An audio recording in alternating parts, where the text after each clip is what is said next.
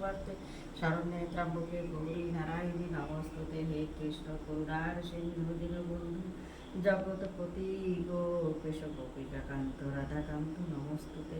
नारायणं नमितो परमां तपो पेतरिप्यं ते पृथिवाभिपन्ने सर्वदेवताये नमो।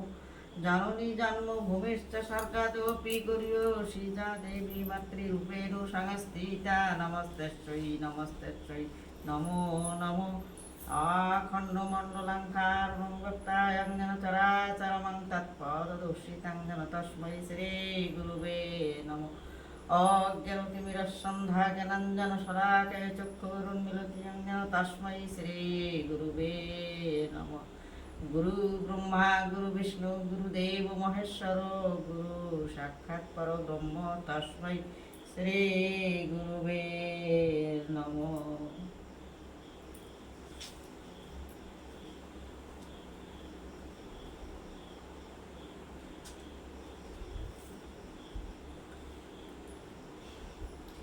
গীতার শিক্ষা।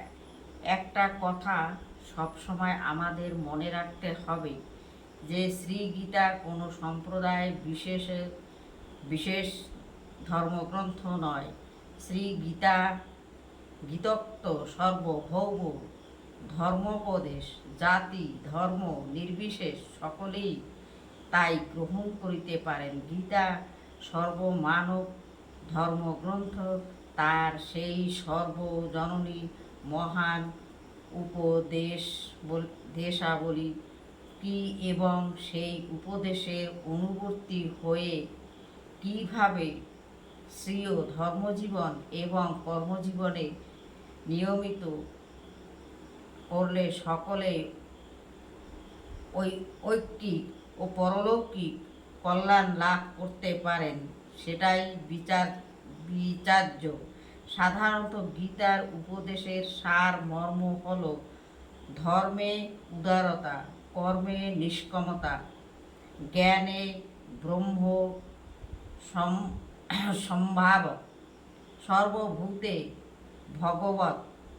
ভগবদ্বৎ, যোগ বা ধ্যানে ভগবানে মন প্রাণ অর্পণ, ভক্তিতে ভগবৎ শরণাগতি, নীতিতে আত্ম কর্মদিষ্ট